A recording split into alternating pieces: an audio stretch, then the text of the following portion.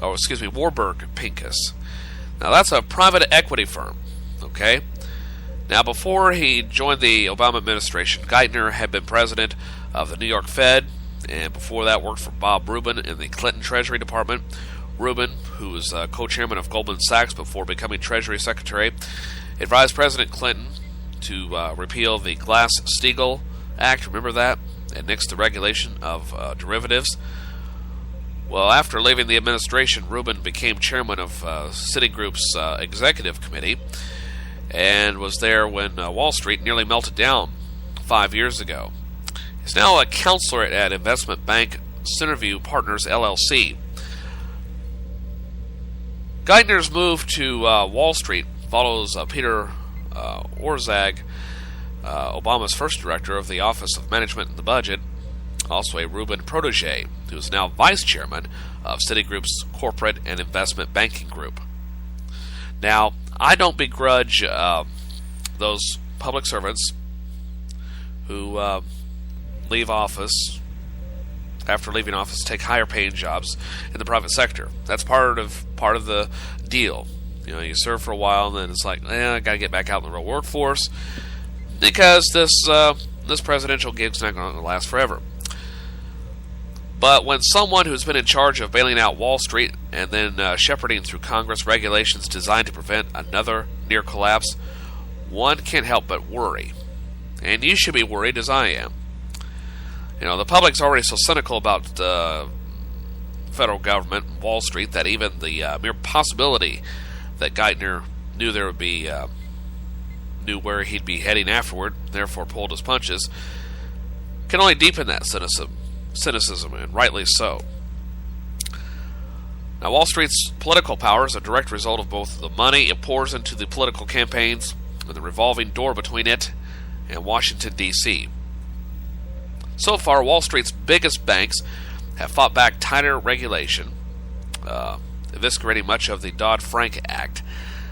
Private equity has proven even more potent. It has preserved the carried interest loophole that allows the pay of private equity executives to be taxed at low capital gains rates, even though these executives don't risk their own capital. You know, they buy and sell companies with funds from investors and with debt, typically charging an annual management fee of nearly 2% of the funds, then keeping 20% of the profits as a carried interest. You know, if you or I were to do that, we'd probably go to jail, doing time in the federal pen. During his time at Treasury, Geithner argued for eliminating the carried interest loophole that allows some to pay capital gains tax rates on what is essentially compensation for services, as he told the Senate Budget Committee last year. I just wonder if he'll stand ready to say the same thing again now that he's back in the private sector. You know, you don't go upsetting the apple cart, as it were. So, something to think about. Along that line, even as household incomes continue to sink and the recovery sputters, the stock market is soaring. Since the start of the year, the Dow has risen 22%, the S&P 500 almost 26%, which means the richest 10% of Americans, who own 80% of all shares of stock, are doing better than ever. And yet they're the ones complaining about the economy the most, in some ways. Now, why the disconnect between the real economy and the financial one? Even though most consumers don't have enough money to fuel a solid recovery and cause businesses to expand and hire, big corporations are, one, lifting profits by continuing to cut jobs and or wages and benefits, and two, using the spare money to buy back their own shares of stock, thereby raising the price of remaining shares. And three, borrowing money at rock-bottom rates, courtesy of the Fed, to buy even more shares or invest directly in the market, also boosting profits and share prices. Now, I'm not begrudging companies to making money. That's what they're in business for. But when you're hurting the little guy by not being fair about it, you know, it's like, oh yeah, we'll fill the hog trough, but we'll only let this bunch go first. You guys behind there, you have to do these other things, and you only get a portion of what's left, and it's going to cost you more. Well, such disconnects between the real and financial economies always ends badly. Now, when will this bubble pop? As soon as the federal government decides to pull into the reins. It could come at any time.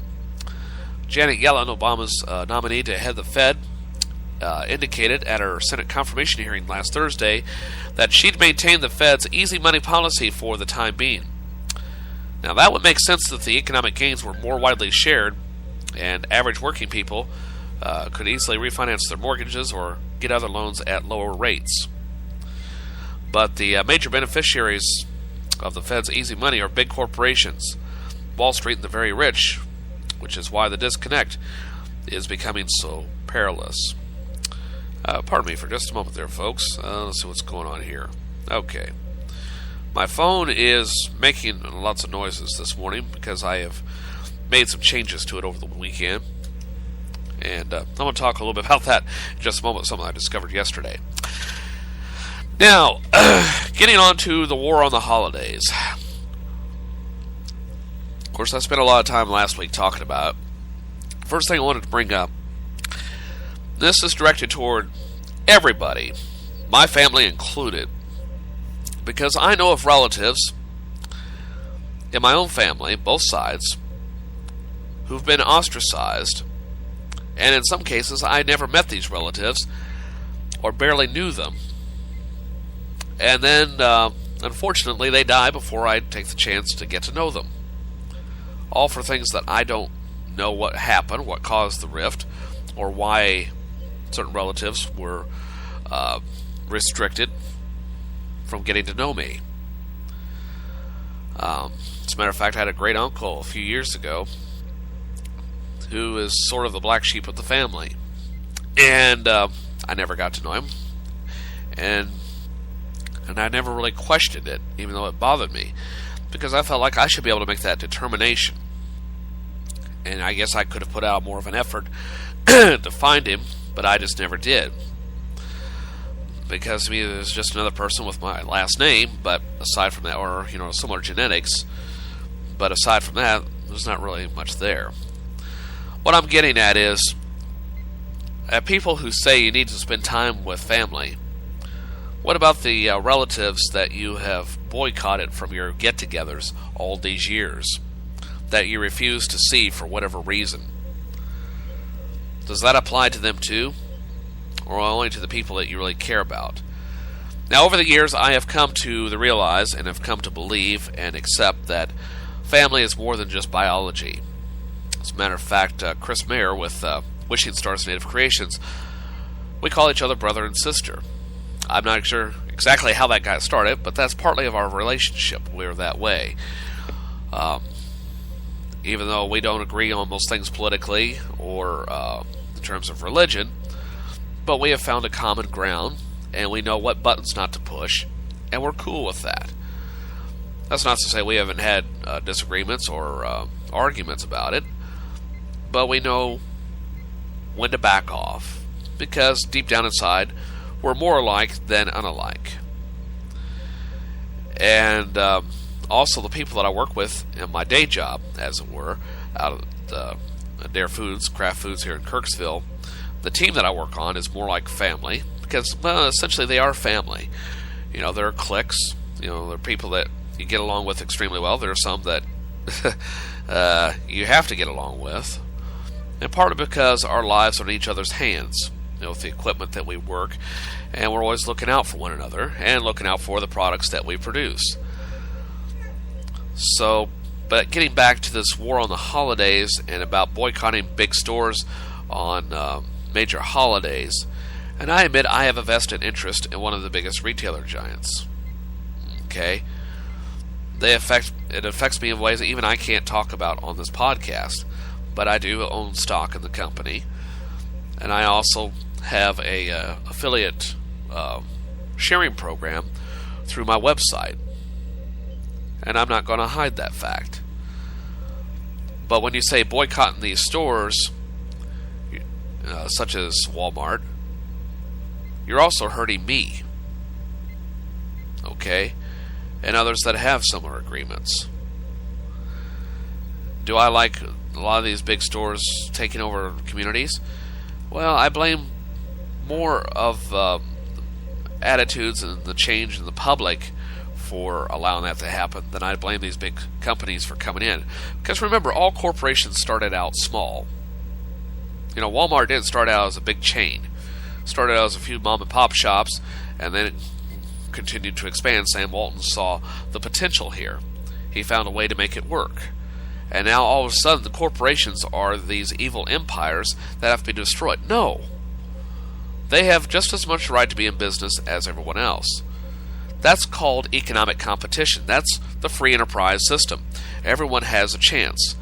I admit these corporations have a better shot at fighting regulations that they don't like and things of that nature. But to go out and punish them, you're also punishing the local workforce. And I admit a lot of these big companies are paying wages that need to be raised to improve the quality of life. But sometimes you have to take what is available in order to survive. Because and a lot of the criticism that I've heard about boycotting these stories are from the same people that are saying you should not take welfare or are trying to discourage welfare. Well, sometimes you have to take that too. It doesn't matter where the money comes from. That's no one else's business anyway. So long as it's legal, what's the big deal? But anyway, that's part of the war on the holidays. You can't have it both ways. And plus, as I've said, not everyone gets along with their family. Sometimes, often through stupid differences that seem to matter more to a person's ego than about putting aside those differences and doing what's best for the family.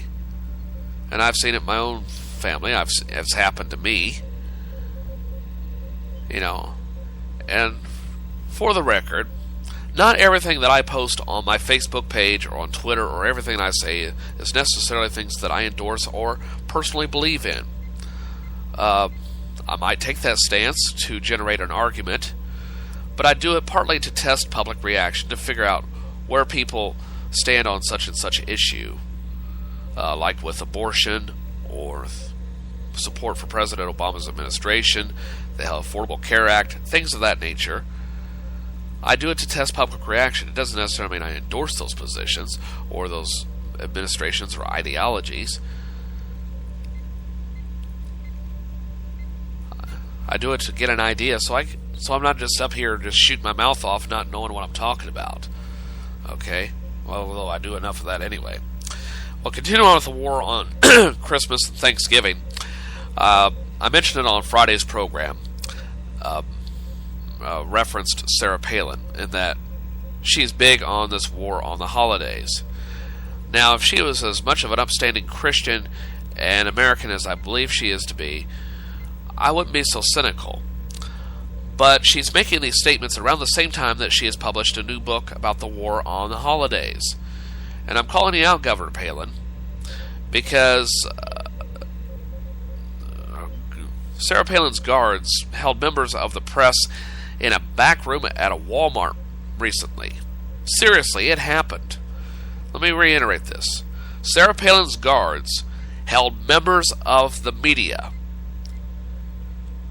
in a back room at Walmart to keep them from talking, from asking questions, basically denying them their constitutional rights. Now, if she didn't want to answer those questions, then she shouldn't be writing a book on this subject, or at least publishing that book. Well, this occurred last Thursday on November 14th. 8 reporters were shuttled into a back room at a Walmart in Wisconsin, where Governor Palin was promoting her book about Christmas. According to Teresa Clift, about 8 members and myself are now locked in a back room. She tweeted this. Clift is a reporter with the Wausau Daily Herald, and she tweeted that she and several other members of the media were denied access to Palin.